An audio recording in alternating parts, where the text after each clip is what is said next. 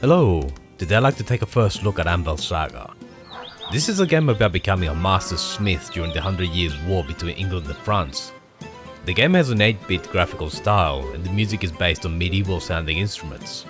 It seems to draw inspiration from games like Stardew Valley, and it goes for a similar happy vibe. Overall, it's a casual management game where you direct characters to do various tasks around smithing.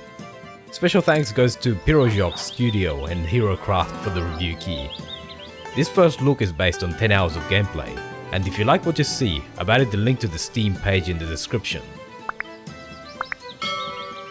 The core of the gameplay is focused on managing your time and resources. You make money by forging goods for customers.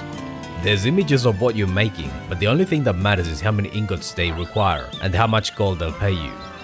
You can direct your character to the forge, and as long as you've got enough ingots, they'll make the product and give it to the customer. But how do you get ingots?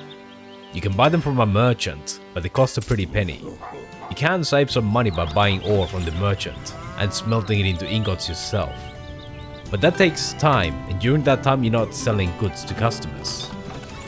You can also set up a mine to get ore for free. But again, this takes time and characters can't just work, they have to eat and sleep. To make things easier, you can recruit apprentices to help out.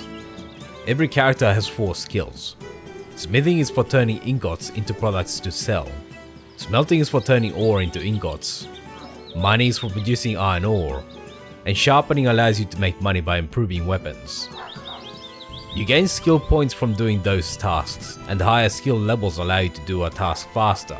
So the higher your skills, the less time you need to spend doing things, and the more customers you can service. Characters can also gain traits that might help them in particular areas. Maybe they can sell a good for more money, or they might eat mushrooms while they're mining, so you don't have to feed them. Like the saying goes, more hands makes light work, as long as you pay their wages of course. The game also has a fame system. At first you'll get regular peasants and merchants, but as you gain fame, you'll draw better paying customers. But your fame is also capped by how wealthy your house looks, so you'll need to expand and upgrade it with gold to raise your maximum fame. You can spend gold to get better facilities and furnishings. For example, getting a workshop and a grindstone will allow you to take sharpening jobs that pay well. And getting a library means your characters can learn more advanced skills that again pay more than normal jobs. So investing your gold and your time in ways to make you more money is the way to succeed. No single aspect of the gameplay is particularly deep. Instead, the game focuses on giving the player a constant stream of things to do, so the pacing is brisk and you're likely to find yourself just getting into that one more job type of mentality and playing for hours.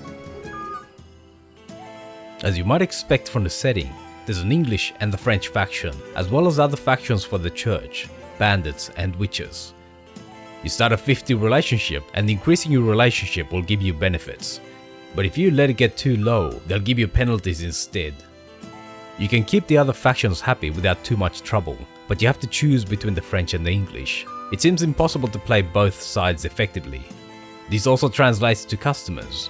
Sometimes you'll see waiting French or English customers leave the queue if you serve the other faction, and you might lose reputation too.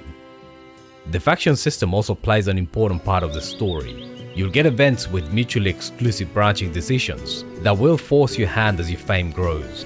Eventually your help will prove pivotal to whether the English conquer the province or if the French keep it. Alongside this overarching plot, there's also personal questions of gaining the favor of your love and dealing with your typical low-life rivals. This will be done by forging events. You'll eventually take part in a fair where you'll have a chance to finally defeat your rival and get the chance to dance with your love.